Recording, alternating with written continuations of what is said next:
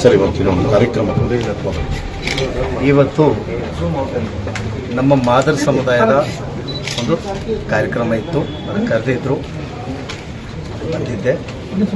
ಇಲ್ಲಿ ನನ್ನ ಸಮುದಾಯದಲ್ಲೂ ಕೂಡ ಪವರ್ ಬರಬೇಕು, ಪೊಲಿಟಿಕಲ್ ಪವರು, ಎಕನಾಮಿಕಲ್ ಪವರ್ ಆಗಬೇಕು ಅಂತ ನಾನು ನನ್ನ ಸಮುದಾಯಕ್ಕೆ ಕಿವಿ ಮಾತು ಹೇಳಿ ಬಂದಿದ್ದೀನಿ.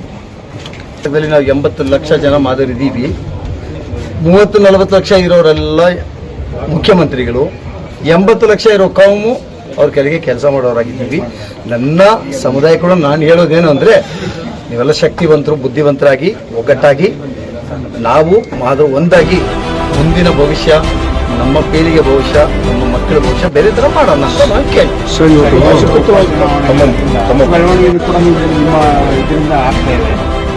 ನೋಡಿ, ಹಿರಿಯೂರಲ್ಲಿ ಉಪಚುನಾವಣೆ ಬರ್ತಾ ಇದೆ.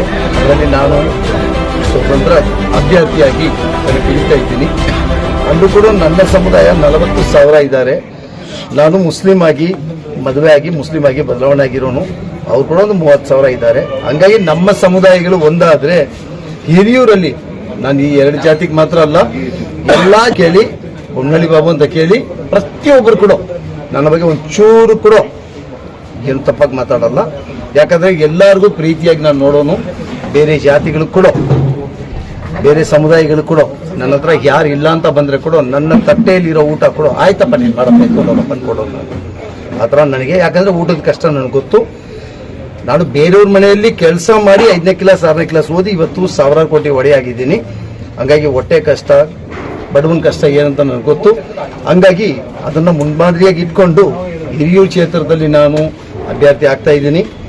ದೇವರ ಆಶೀರ್ವಾದ ಕೊಟ್ಟರೆ ಗೆದ್ದು ಬರ್ತೀನಿ. ಆ ಹಿರಿಯೂರಿನ ತಾಲೂಕಿನ ಜನ ನನ್ನ ಜೊತೆಯಲ್ಲಿದ್ದು ನನಗೆ ಆಶೀರ್ವಾದ ಕೊಟ್ಟರೆ ಖಂಡಿತ ಗೆದ್ದು ಬರ್ತೀನಿ. ಗೆದ್ದು ಬಂದು ಒಬ್ಬ MLA ಹೆಂಗ್ ಕೆಲಸ ಮಾಡಬೇಕು, ಅಪೇಕ್ಷೆ ಪಡ್ತಾರೆ ಅನ್ನೋದೇ ಈ ಗೆದ್ದು ಬಂದಿರೋ ವ್ಯಕ್ತಿಗಳಿಗೆ ಗೊತ್ತಾಗ್ತಾ ಇಲ್ಲ. ರಾಷ್ಟ್ರೀಯ ಪಕ್ಷದಿಂದ ಅದೆಲ್ಲ ಎಲ್ಲಿ ಇನ್ನು ಮುಂದೆ ದಿನಗಳು ಮಾತಾಡ್ತೀನಿ. ಸದ್ಯಕ್ಕೆ ನಾನು ಹಿರಿಯೂರಲ್ಲಿ ಒಂದು ಆಫೀಸು ಮನೆ ಮಾಡಿ ದಿನ ಜನರ ಸೇವೆ ಮಾಡ್ತಾ ಇದ್ದೀನಿ. ಸರ್, ಮುನಿಯಪ್ಪ ಮಾತ್ರ ನಿಜವಾಗ್ಲೂ ಎತ್ತು ನಿಂತ್ಕೊಂಡು ನನ್ನ ತಂದೆ ತರ, ನನ್ನ ತಂದೆ ಸಮಾನ, ನಾನು ತಂದೆ ಅಂತಾನೆ ಕರೆಯೋದು. ಸರ್, ಇನ್ನೊಂದು ಆ ಅಪ್ಪ ಮಾತ್ರ ಈ ಸಮುದಾಯಕ್ಕೆ ನಿಂತ್ಕೊಂತೀನಿ ಅಂತ ಬಂದ್ರೆ ಈ ಸಮುದಾಯ ಅವ್ರು ನಿಂತ್ಕೊಂಡಿದ್ದಾರೆ. ಇಷ್ಟು ದಿನ ಅವ್ರು ಮಾಡಿದ ಕೆಲಸಗಳೇ ನಾವೆಲ್ಲ ನಿಂತಿರೋದು. ಬಟ್ ಆ ಮುನಿಯಪ್ಪ ನನ್ನ ಸಮುದಾಯ ಮುಖ್ಯಮಂತ್ರಿ ಘೋಷಣೆ ಮಾಡಿಕೊಂಡು ಮುಂದಕ್ಕೆ ನುಗ್ಗಬೇಕು ಅಂತ ನನ್ನ ಆಸೆ. ಅವ್ರಿಗೆ ಯಾಕೆ ಸರ್, ಬೇರೆ ಸಮುದಾಯ ಮಾದರಿ ಸಮುದಾಯದ ಮುಖ್ಯಮಂತ್ರಿ ಅಂತ ಇದ್ದೀನಿ ನಾನು. ಆ ಮಾದರಲ್ಲಿ ನಾನು ಇದ್ದೀನಿ, ಗುರುಗಳು ಇದ್ದಾರೆ, ಮುನಿಯಪ್ಪ ಸಾಹೇಬರು ಇದ್ದಾರೆ. ಬಟ್ ಮುಖ್ಯಮಂತ್ರಿ ಮಾದರಿ ಸಮುದಾಯದ ಆಗಬೇಕು ಅನ್ನೋದು ನನ್ನ ಕೂಗು. ಇಷ್ಟು ದಿವಸ ಹೇಳಿದೆ ನಿಮ್ ಮುಂದೆ, ನಾನು ಮಾದುಗ ಅಂದಿದ್ರೆ ಎಷ್ಟು ಮಟ್ಟಿಗೆ ಬೆಳೆಯಕ್ಕೆ ಈ ಸಮುದಾಯ ಬಿಟ್ಟಿರುತ್ತಾ ನಿಮಗೆಲ್ಲ ಗೊತ್ತಿದೆ. ಅದೇ ನಾನು ಅಲ್ಲೂ ಕೂಡ ಹೇಳಿತ್ತು.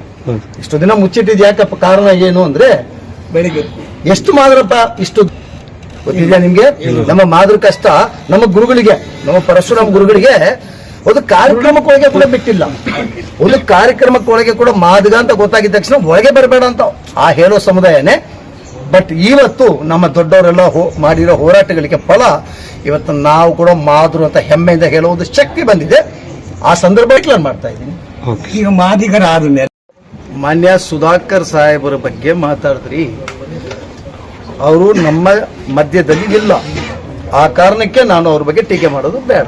ಗೊತ್ತಾಗುತ್ತೆ, ಎಲ್ಲ ಮಾಡಿದ್ರೆ ಅಲ್ಲಿ ಹೋಗಿ ಪರಿಸ್ಥಿತಿ ನೋಡಿ, ನನ್ನ ಕಣ್ಣಲ್ಲಿ ನೋಡಿ ನಾನು ಮಾಡ್ತಾ ಇದ್ದೀನಿ. ಬಟ್ ಇಲ್ದಿರೋ ವ್ಯಕ್ತಿ ಬಗ್ಗೆ ಮಾತಾಡೋದು ಬೇಡ ಅನ್ನೋ ಒಂದು ಗೌರವದಿಂದ ಯಾವುದು ಮಾತಾಡ್ತಾರೆ. ನೀರಾವರಿ ಯಾಕಂದ್ರೆ ಇನ್ನು ಯಂಗ್ ಅಂಡ್ ಎನರ್ಜಿ ಸಿಕ್ಕಿದೆ, ಅವರೆಲ್ಲರಿಗೂ ಸ್ವಲ್ಪ ವಯಸ್ಸಾಗಿದೆ. ಮುಂದಿನ ದಿನಗಳಲ್ಲಿ ತಾವೆಲ್ಲರೂ ಕೂಡ ನಾನು ಕೈ ಮುಗಿದು ನಿಮಗೆ ಬೇಡಿಕೆ ಹೇಳ್ತೀನಿ, ಇವ್ರಿಗೆ ಬರಬೇಕು, ಎಲ್ಲರೂ ನಿಂತ್ಕೊಂಡು ಇವರಿಗೆ ಸಪೋರ್ಟ್ ಮಾಡಬೇಕು. ಗೆಲ್ಲಿಸಿ ಸಮುದಾಯವನ್ನ ಮುಂದಕ್ಕೆ ತಂದ್ರೆ ನಮಗೆ ಅದಕ್ಕಿಂತ ಪುಣ್ಯದ ಕೆಲಸ ಏನಿಲ್ಲ. ಕಷ್ಟಪಡ್ಲಾರ್ದೇನೆ ನೀವು ಯಾವುದೂ ಕೂಡ ಸಾಧನೆ ಮಾಡಕ್ಕಾಗಲ್ಲ. ಆ ಕಷ್ಟ ಬೇಕಾಗುತ್ತೆ. ಸೊ ಈ ಒಂದು ನಿಟ್ಟಿನಲ್ಲಿ ತಾವೆಲ್ಲ ಸ್ಟೂಡೆಂಟ್ಸ್ ಇದ್ದೀರಾ, ಬೇರೆಯವರು ಇದ್ದೀರಾ, ಒಳ್ಳೆ ರೀತಿಯಿಂದ ಒಂದು ನೀತಿ ನಿಯಮಗಳನ್ನು ಇಟ್ಕೊಂಡು ಕಷ್ಟಪಟ್ಟಲ್ಲಿ ಒಂದು ಈ ಸಂದರ್ಭದಲ್ಲಿ ಹೇಳ್ತಾ ನಾನು ಹೋಗ್ಬೇಕಾಗಿರೋದ್ರಿಂದ ಎಲ್ಲ ಗಣ್ಯರಿಗೆ ಮಾನ್ಯರಿಗೆ ಅಭಿನಂದನೆಗಳನ್ನು ತಿಳಿಸಿ ನಾನು ಮಾತು ಮುಗಿಸುತ್ತೇನೆ. ಜೈ ಹಿಂದ್, ಜೈ ಕರ್ನಾಟಕ.